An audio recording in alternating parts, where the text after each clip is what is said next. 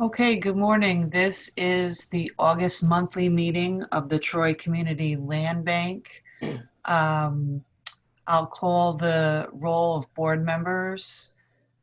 Jeanette, Present. Suzanne Spellin, Present. Andrew Cooper, Present. John Carmelo, Here. John Cubitt, Here. Christina Marable, Present, thank you. Pat Riley. Good morning, I'm here. Okay. Did I forget anyone else? Yep, Sharon Nichols. Good morning, Oh, Kate. Sharon, And sorry. Your name's not coming up on the phone list. all right, that's we because have a I'm just quorum. calling in. All right, so we have a quorum, Suzanne. Go ahead, Okay, Chair. great. Oh. Kate, I'm being stealthy this morning. I guess the first thing on our agenda is a review of the minutes of our last meeting. Has everyone had a chance to read them? Yes. Yep. Is there a motion to approve the minutes? I have one thing. This is Sharon. I have one minor adjustment.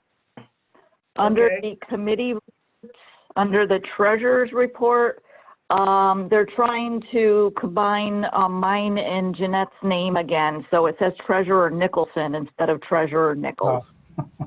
One of you have to change your last name. We have someone new at seat writing the minutes, so I apologize. I should have caught that. No, that's okay. It's a minor thing. I just wanted to mention it just so it doesn't cause confusion later on.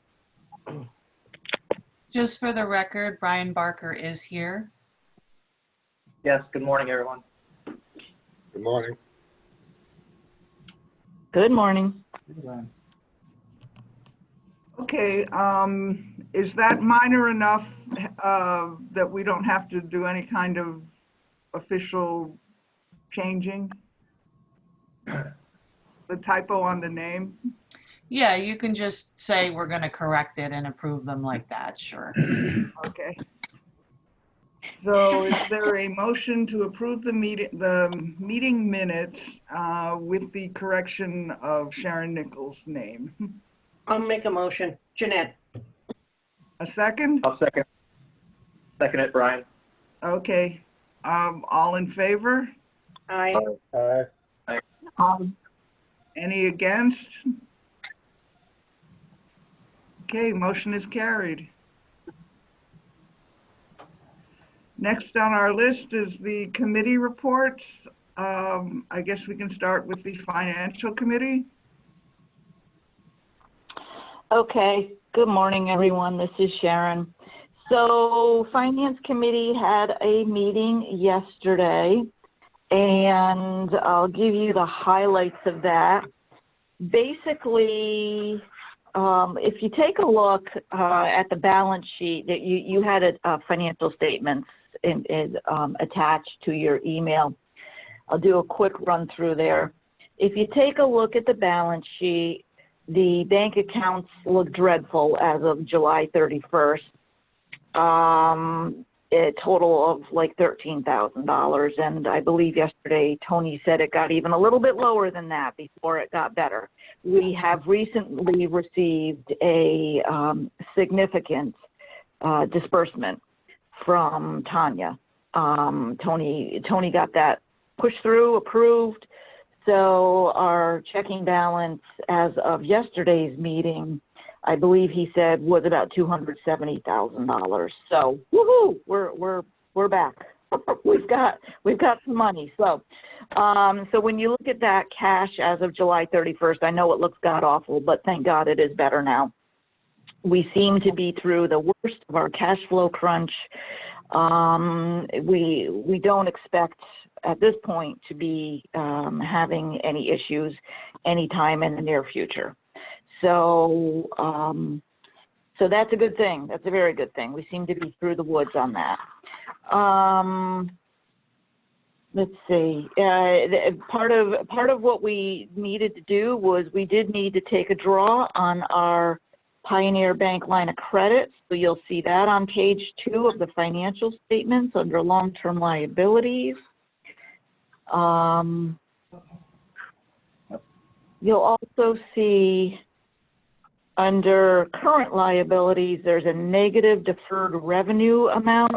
That actually is correct because we were actually owed money. We actually had forwarded money to cover costs, project costs, for which we were waiting to be reimbursed. And that's part of what we were just reimbursed with the $270-some thousand check we just received. So that is not incorrect. That, I know it looks odd, but it's not incorrect. So I think those are some of the highlights on the balance sheet. On the profit and loss statement, I mean, it's pretty much the same thing as I discussed last time, and that is that if you look at the sources of revenue, it's the main differences between last year and this year are that we really don't have any private donations to date this year, and that we don't have the same amount of property sales as last year. So our income is down significantly due to those two pieces. That's not news. That should sound familiar. I mean, other than that, there's not anything really to note on the profit and loss. Nothing of real significance. I mean, we do show year to date through July a small net income, about $63,000. That's better than showing a loss. That pretty much covers the financial statements, I do believe. I don't think there's anything else there that's real significant to discuss. But if anybody has any questions, feel free to ask me.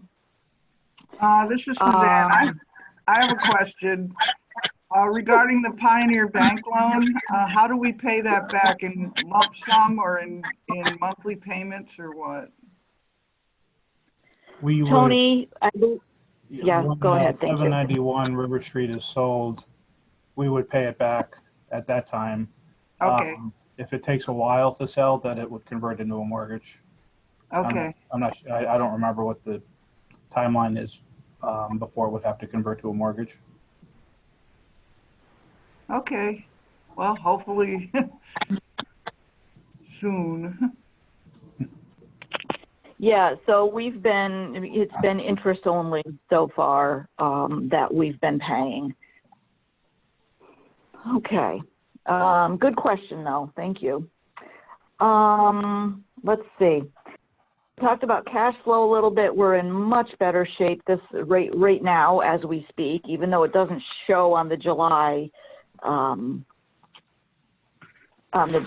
balance sheet. We did receive significant cash, as I mentioned, so we are back in the black. And Tony indicated that he's been holding some payables, something in the range of $60,000. So we do have a whole bunch of bills that need to be paid, but he does not have concern about going forward. He feels comfortable that we're in good shape going forward, cash-wise. Let's see. We also talked about some new, looking for some new sources of funds for the land bank. Obviously, the best source is going to be grant funds. Tony did apply recently for, this was provided through HUD and the city of Troy. He applied for a grant for, I think, about $40,000 it came to. There were 4 categories of expenses that covered, including some equipment, which we've talked about getting tablets before, making our website multilingual, an air filtration system, and plexiglass so that we could return to in-person meetings safely at some point, and some additional funds for a community liaison person. And I say additional funds because we did have some funds originally budgeted for that person, and Tony felt it would be wise to boost that a little bit. So those were the 4 categories. He has applied. We are waiting to hear if we get approved on that. So that's one good thing for which we've applied. And Tony is going, he did have a conversation with SEAT to see how they work through their grants, like how they locate them, how, you know, what the process is. So he determined what the process is, and now he's going to basically follow through. He's going to follow up with SEAT to see what else is, what's available to us in terms of grants. He was also hoping to follow up with some other land banks to see what kind of alternative funding sources they're looking at, because we really need to look at strategic planning for the land bank for funds going forward, because there may not be much or any more funds coming from Attorney General's office. I mean, just the general state of things, I think cash is tight everywhere, from, you know, the federal level, the state level, everywhere. So we really need to see what kind of grant funds are out there and available that we can try to get a hold of to keep rowing our little boat here. Tony did note that we will be closing on a couple of properties in the relatively near future. And I say relatively because the closing process is taking a little bit longer due to COVID these days. But we will be seeing somewhere close to $100,000 for closing on 3325 6th Avenue and also the McClelland property. So that's likely going to be September. That's assuming that title goes through and we don't have any holdups there. I think that's the majority that we discussed. Tony, do you have anything to add to that? Did I miss anything? Are there any questions? No, that was a great job. I think you hit almost everything else I had on the agenda. Okay. I can, when we get down on the agenda, I'll add a little bit more information on those items, if that's okay with everyone else. Yep. Okay, other committees, A and D. I think I think we covered A and D's except for the Beacon Communities report, which I think Tony, you probably want to do that in the Mount Olympus. Yeah. We have nothing to act on right now. Right? Yeah. Okay. Did any other committees meet this month? I know marketing did not. Executive met last week. Oh, that's right. And Heather's not here, but essentially executive committee met to set the agenda for this meeting and made a decision to have today's meeting. There's no action items, as you guys probably noticed, but it was felt that it would still be a good idea just to conduct the meeting to essentially provide updates on what's going on in our land bank world. So the board is up to date and on the same page. Okay. I guess moving along, item number 5, the draft agreement between Beacon Communities. Kate, do you want to jump in on that? Because you did a great job in that meeting we had with Vesta and Beacon. Well, that's a cop-out. All right. So we did meet again. We met with Vesta and their attorney, and Beacon and their attorney, and Tony and I met. And basically what we negotiated and what we said was that we would do one option agreement for it's going to be, I think, 8 properties, and we would not acquire the Vesta properties ourselves. That would be between Vesta and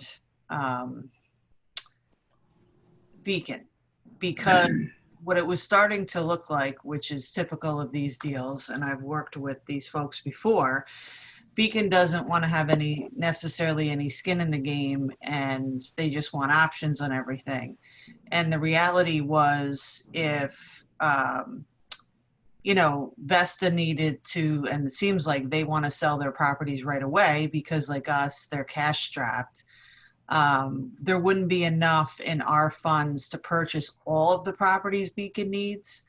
So Beacon's kind of in a position where they need to buy the Vesta properties and properties from us to make their entire development work. So we were supposed to have an updated option with additional properties on it for your review today and possible approval. But that didn't happen yet. So I'm assuming they're still in negotiations with Vesta to the best of their ability, trying to figure out what they could possibly do there. But, the bottom line was we only had a certain amount of dollars, and it wasn't enough to cover the purchase of all the properties they wanted, including Vesta's. So, we had to kind of split the deal up this way. And, at the end of the day, if for some reason the project doesn't necessarily go through, we would have a nice block cluster of properties that we could certainly, do something with. So I guess more on that next month. During that meeting, Beacon did say that, their time frame was to apply for the December round of funds. So it wasn't an issue if we had to approve something in our September meeting and not this month anyway. But it's all going to hinge on whether Vesta's going to play ball and, what Beacon is going to do as far as they're concerned. So you explained that a whole lot better than I could have, Kate, so thank you. it's all right. Any questions on that?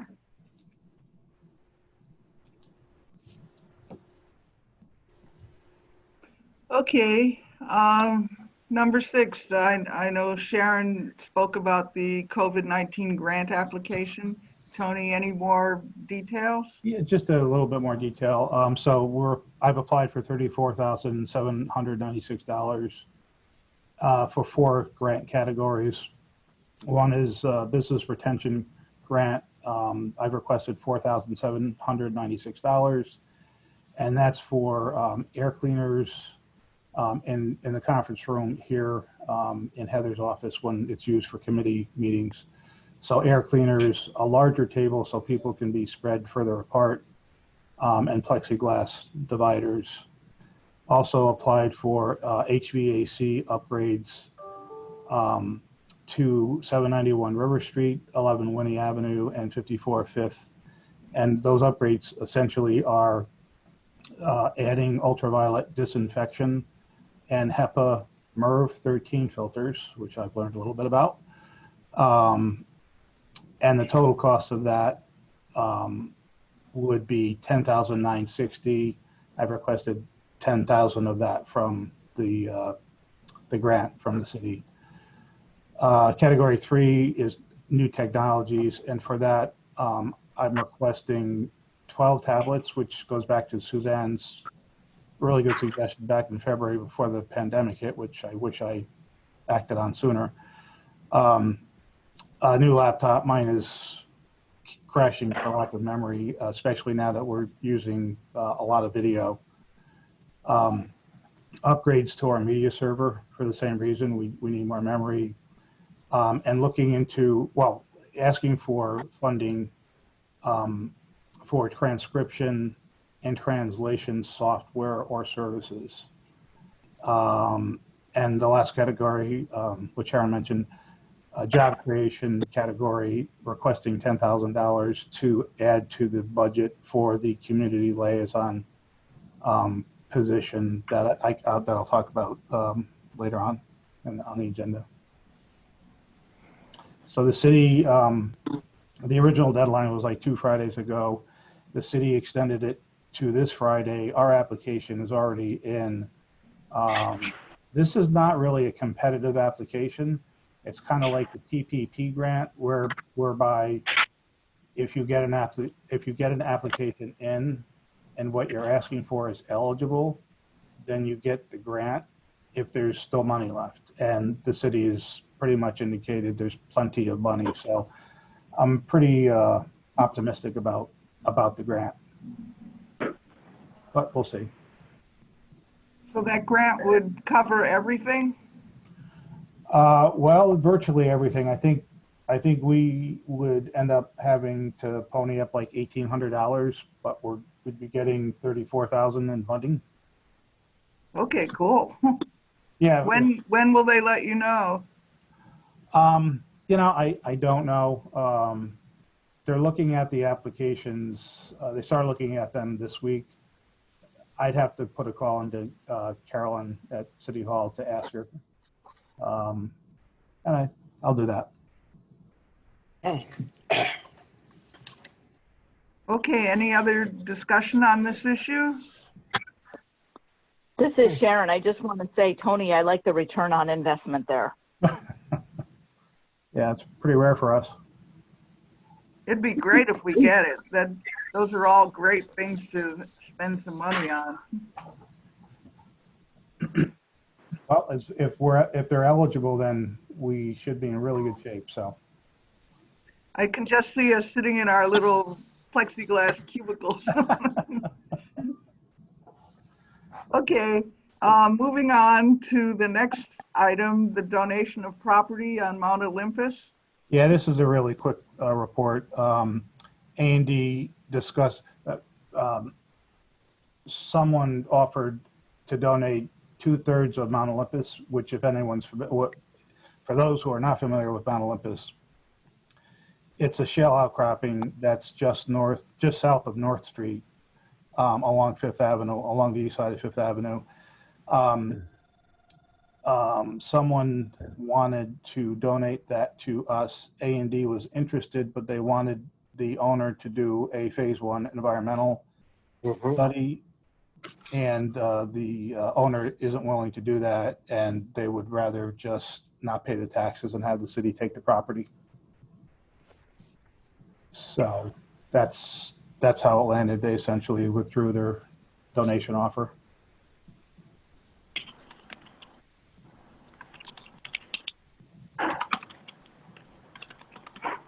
I know we had a discussion about what we were going to do with it if we took it.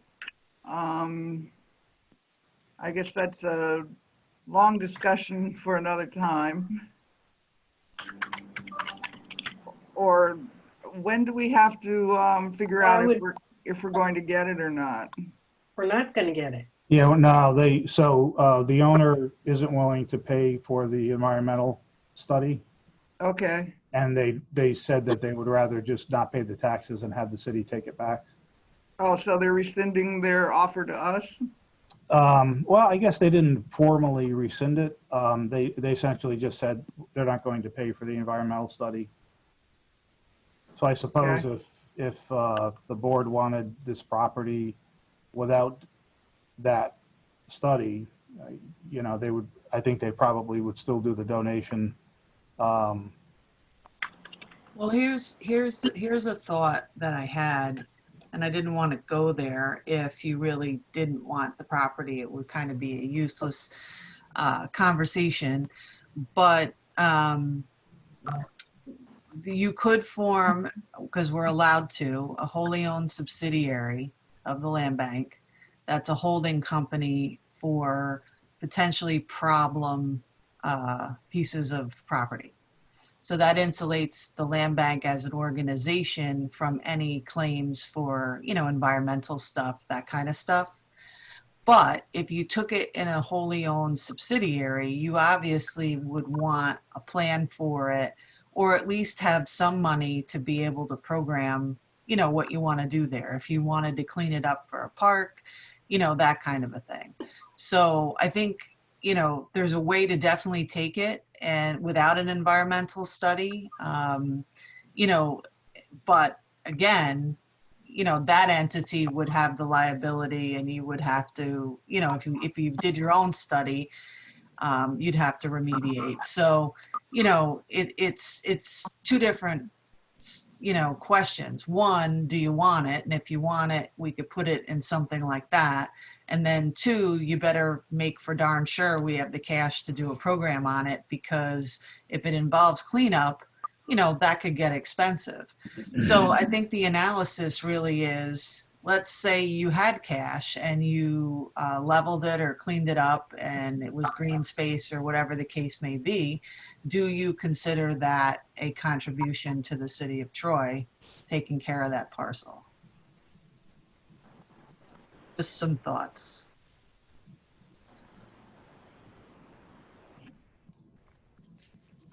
Kate, have you seen Albany or any other land banks do something similar to that? Well, of course. Where do you think we get the idea? Okay. Yes, Okay. yes. Albany does have a wholly owned subsidiary that I formed. And the reason I bring up funding is,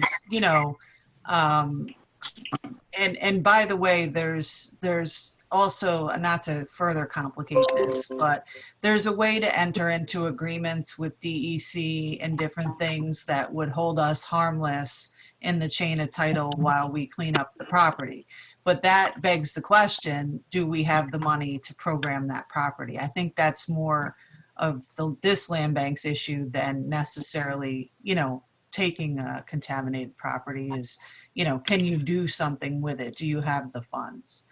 So yes, Albany has done it, and the thought is as well, if there's brownfields or other type, and I don't know that there is in the city of Troy because your jurisdiction's a lot smaller than a county, the idea would be, to get grant funds, brownfield cleanup, look for different money that's available to remediate land. So yes, Suffolk County Land Bank is another one, I think, that's done it. I'm not aware of any others right now, but that doesn't mean there aren't other land banks doing that. So, Tony, this begs the question for me, if we want SEAT to look into this at all, to find out what might be available to us if we were to take the property, what kind of funds might be available to us. I'm just throwing it out there for consideration. Well, yeah, so SEAT has some folks they use to research grants, and they have other folks to write grants if the person who researches it doesn't have quite the capability. So yeah, I could have a conversation with SEAT, and if the board wanted this property, I could have a conversation with SEAT and ask them if they could research what's out there, if anything. Has anyone had a conversation with Monica or anyone in the administration about what they know about the property? I wanted to take a look to see what the soils were, and there is information out there. I didn't contact the city because the owner said they weren't interested in paying for the environmental. I just figured it was going to be a moot issue, but it sounds like it's not. So I certainly can call and see if the city has anything on record. I would, this is Jeanette, I'd much rather see us use our resources. We're talking actual dollars here for us to be spending on something more like our improving the website, for heaven's sake. That has just been sort of a nightmare in terms of communication and our face to the rest of the world. So it's always a question of how you spend your money. And I, for one, would much rather see us use our limited dollars in a more productive way. Jeanette, I had the same thought. I was like, it's all intriguing, but is that whatever dollar you spend here, you're not spending there? And is that where we should, be spending our money? And I think likely it's not. It's not. I mean, it's not unknown, but yeah, I have the same concern. Like, I don't know if that's where we want to, like, is that a priority over other things?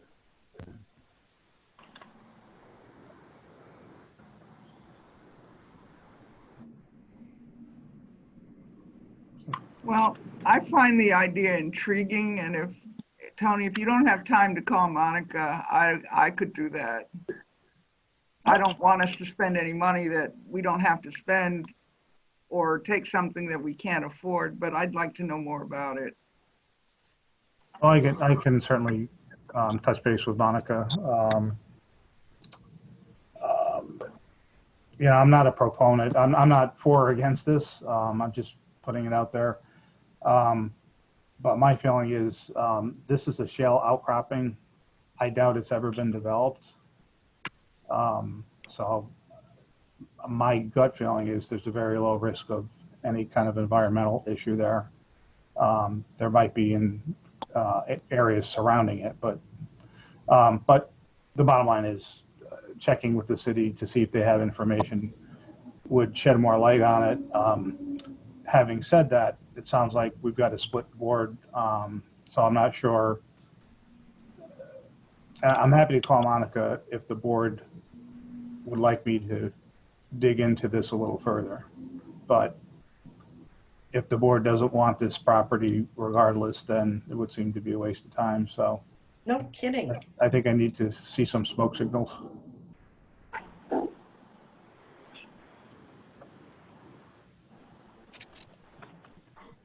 Well, my personal feeling is it's a part of North Central, and I just want to know more about what could be possible without, you know, without spending money.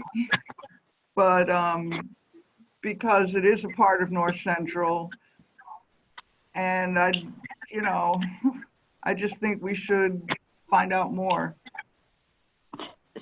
So I would maybe suggest, Tony, that we investigate a little bit, get a little bit more information, and send it back to A&D for reconsideration. Is that a reasonable way to proceed here? I hear two board members going one direction and two going another. So, To further clarify, I'm not against gathering some information, although time is money. If it's not too much time, and that sort of has to be, I think, Tony, you're the one doing it, or if it was Suzanne, then you know, whoever's spending that time, if you have the time and it's not significantly impacting other high priorities, it doesn't hurt to investigate a little. I mean, I have questions, sure, but, and that would be my thought is, I don't know that I'm not completely against pursuing it. There's a lot of open questions there and lots of other things we could do. I think we need to be careful and not digging too deep in on it because we don't know where it's going. I'm just not against further inquiry, to be clear. well, let me just throw this out. Why don't I make the phone call to City Hall and see what they've got for information and report back to A&D? That sounds good. Yep, sounds great. Okay. Yeah, I think that's reasonable. I think we could put just a little bit of time into it and see if, you know, send it back to A&D and then see if there's resources available, you know, grants or whatever. If we decide to proceed with it, I think we need to do so with the intention of applying grants or other monies, because I would agree with we need to be careful about how we spend our money, but it could be a worthwhile contribution to the city, something that we could, you know, maybe make something nice there. I agree. Okay, I'll do a little bit of digging and not spend a lot of time on it. Okay. Our next item, the SEAT TCLB Master Agreement. So I'm not sure if it was the board or one of the committees that asked me to have a discussion with SEAT about the services in our master agreement with them and what of those services we could use more of. So I had a meeting with Jennifer Lawrence, their executive director, and some of their staff. When the heck was it? I think it was Monday. And so I'm just going to quickly go down the list of what the master agreement calls for. And I mentioned some of this, and Sharon did too. For grant writing, what SEAT said they could do is they could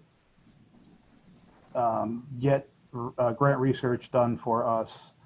And if something looks like it's an application that we should pursue, then they also have various grant writers who can write grants.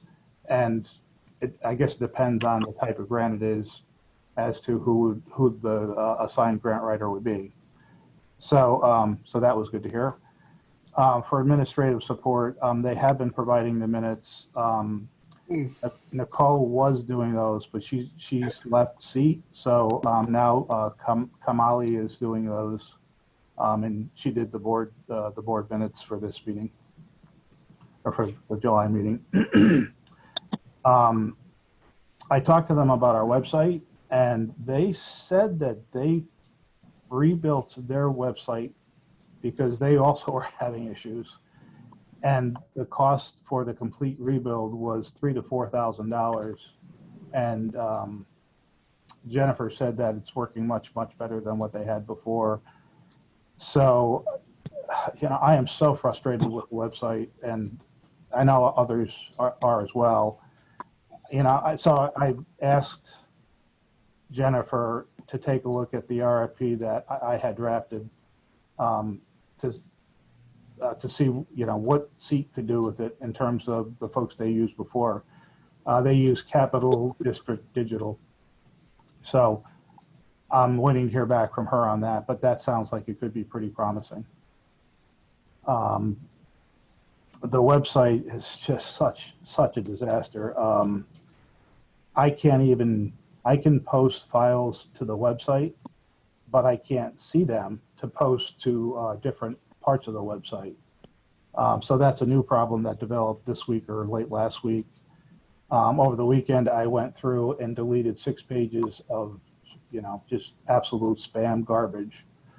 And I'm really frustrated with GoDaddy because every time there's a problem, I give them a couple hundred more dollars that they claim will fix it, and it just doesn't fix it. So unless the board wants me to do something different, I really want to pursue the Capital Region Digital rebuild. And Suzanne, I was thinking this falls more under the marketing committee probably than any of the other committees. So I'd like to talk to you about it some more too. Unless the board wants me to go in a different direction. Okay, sure. We're overdue for a meeting anyway. Well, it's all because of COVID. And we also had a discussion about general planning and consultation services that's in the master agreement. And it just seems like, this goes back to Sharon's report as well, it seems like the land bank needs to start having a strategic planning session to think about what kind of land bank we're going to be when the Attorney General funds goes away. So I think what I'd like to do is have the executive committee and SEAT meet in some sort of a strategic planning session to start going down that path.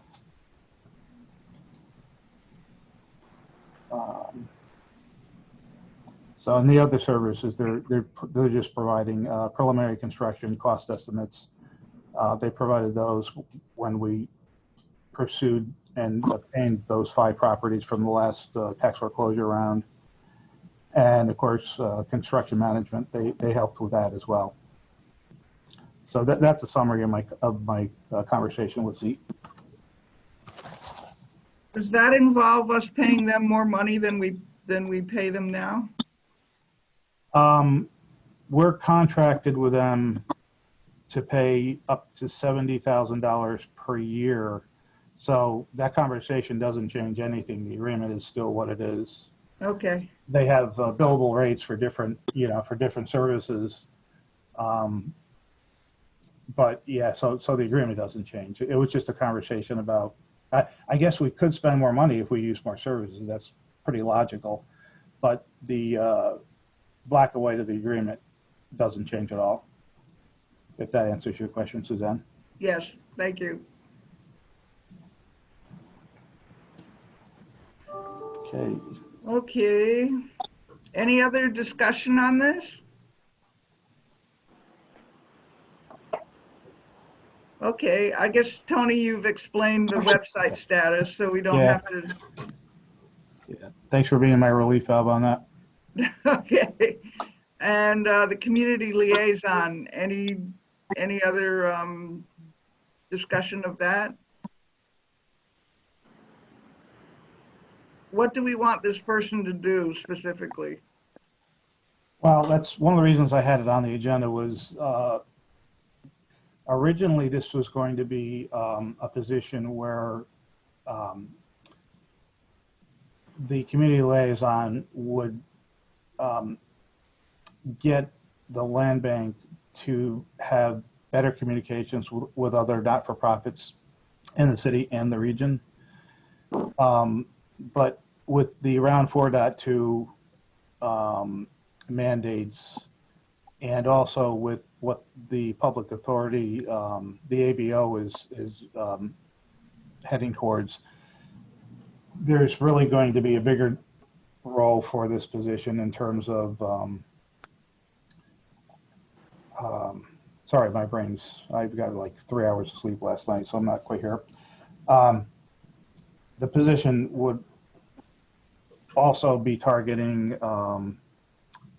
inclusion of minorities and ethnic residents in the city, particularly in the north central target area.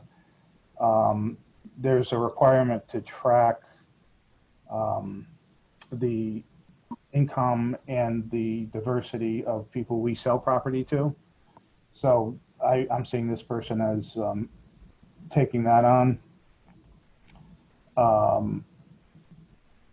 And there's a requirement for minority and women business owned enterprise. So I see this person as someone who could take that on too. We also, we had in our round 4.2 application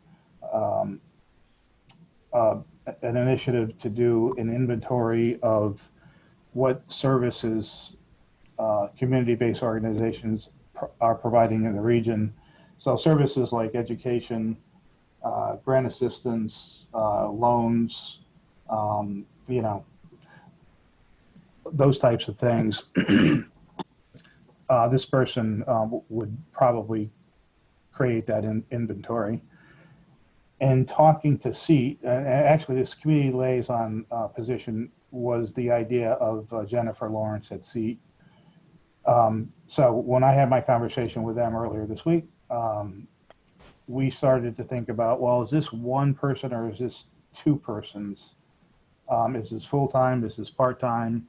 Is this a SEAT hire? Is this a land bank hire? So we need to have more conversations about that to sort through all those issues. But I have to start moving on it because it's part of the round 4.2 grant. And I believe in terms of timeline, I have to have someone selected by the end of this quarter. So I guess it's... Tony, I have a question on that. So will they be an employee of the land bank? I would prefer that they not be, but that's an option. Okay. Well, it's just the HR committee is going to have to get their act together and actually approve the personnel policy. Even though we have you, we should have approved it, a while ago, but that's really going to have us have to comply with a lot of labor and employment stuff.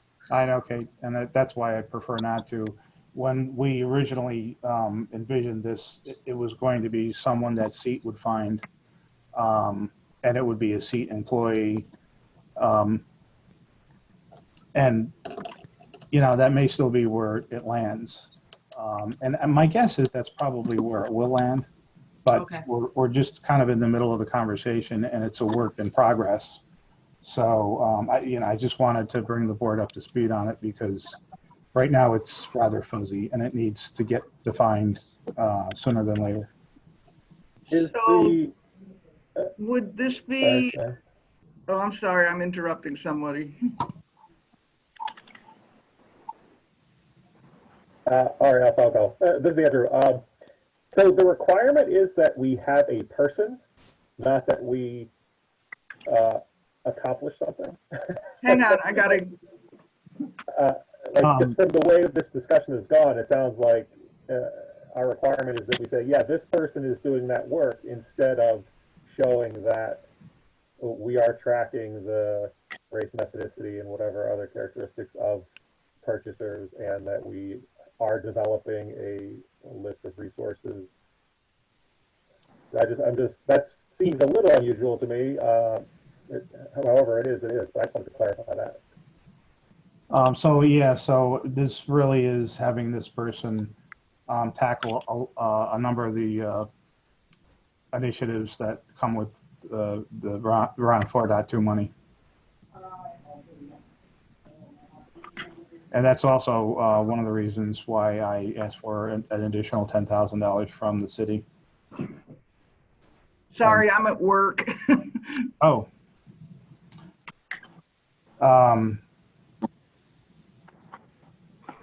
So, Andrew, it sounds like you're not inclined to go that way.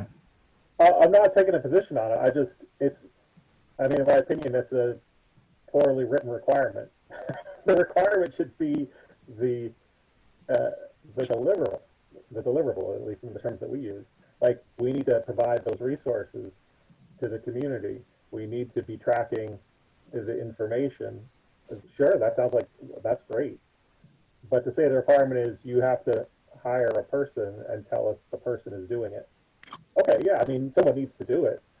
I don't disagree that we may need a person, yeah, or need a resource and be, paying someone else to do the work. It's just funny that that's how the requirement is. That was my only comment. Like, Well, again, we have a person and they might not actually produce anything.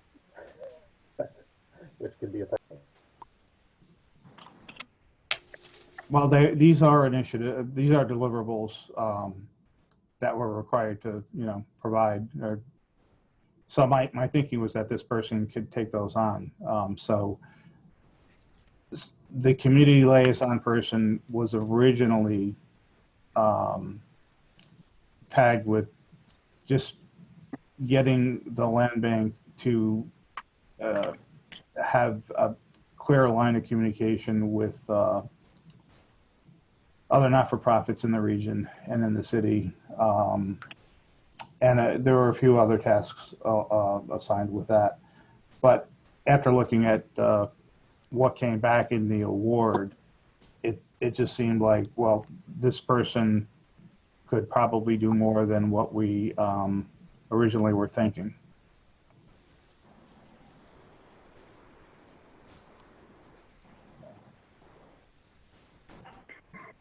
Tony and Kate, I just, going back to your conversation a couple minutes ago, I just want to pipe in that the IRS has very specific guidelines as to whether we can call someone a consultant or must call them an employee. So I'm just letting you know that when we get to a point where we're looking at someone, we do have some specific guidelines we can look at that will help us determine how we are going to be categorizing that person. I texted you, but it didn't go through. Got it.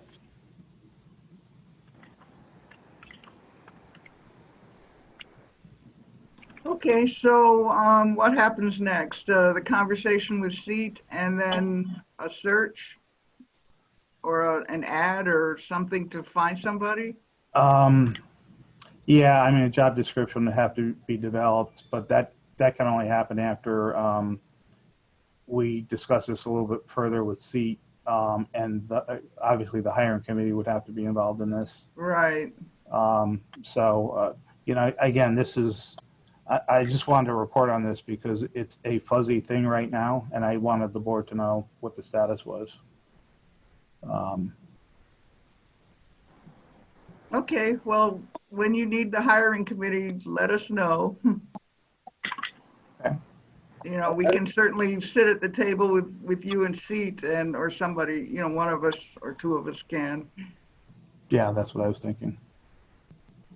Okay. I just have one final thing, and I mean, I don't know, it might be the same thing I'm saying before. So to clarify, if, and perhaps this is our preference, if SEAT is hiring someone to do this work, which you initially said was a preference, and I can see how, then this really becomes part of an agreement with SEAT saying we need this work completed. And then it's up to them to say, yeah, we can do that, and we'll figure out how to do it and hire somebody. I mean, is it a very separate arrangement? Like, we sort of have been talking about SEAT hiring versus us hiring, and sort of I didn't hear a clear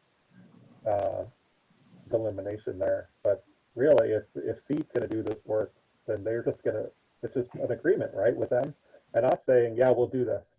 And you know, we clearly define what it is we need. Ideally, yes, that's what it would look like. That's what I thought. And that would get us around what Sharon was pointing out about the IRS regulations for independent contractors versus employees. It'd be the same as, you know, the situation where we were using Nicole to do our minutes, right? It's just our agreement with SEAT, and they provide those services. So we would probably have to amend the agreement with SEAT, you know, to delineate what those duties would be. And of course, you'd have input on who's hired, you know what I mean? Because they will primarily be working with us, but that's how I'd like to see it, to keep it simple. Yeah, I agree with that. Sounds good. Okay. Last item on the agenda, our properties update report. So I emailed an updated report to the board a day or two ago. I can go through it if you'd like. I know it's getting a little late, or I could just ask for questions if anyone has any. What's the board's pleasure? Would you like me to go through this, or? No, we can read. Okay. Okay. So anything else anyone needs to report or discuss before we adjourn? I got one quick thing. Sorry. Tony, can I call you later? I've been going to the, every other Monday night, there's a community group that meets at City Hall with the mayor and the police chief and some fire guys about the violence in the city. Deacon Ford is there and a few other city folks. They were asking me about, they were really happy with a couple of properties that were, you know, remodeled or redone. And they were asking about specific properties of the land bank. And so I was wondering if you'd be willing to, you know, come to one of those meetings, not give a huge presentation, but just kind of talk about some of the properties that that we're working on, some of the neighborhoods that we're working on. I mean, it was a real positive conversation. They were real happy with some of the stuff, but I didn't have all the specifics that they were looking for. So yeah, no, I'd be more than happy to do that. And that'd be pretty easy for me to provide a presentation on. So yeah, when are they going to meet next? Well, we do every other Monday, so it's this actual Monday coming up, but you don't have to. I mean, if that's not good for you, I can tell them this Monday that you're agreeing to come in a couple of weeks. As long as I have an update for them, I think that would be great. I would say whenever they would like me to be there, I'll be there. If it's this coming Monday or whenever suits that committee. All right, I'll give you a call later and talk a little bit more specific, but I appreciate that. Thank you. Okay, no, not a problem. Okay, anybody else? Well, in that case, it's 9:28 and going to adjourn the meeting. Do I have a motion to adjourn? I'll make a motion. I'll second. Who was the second? John Cubitt. Okay, thanks, Tom. Okay, so the meeting is adjourned at 9:28 a.m.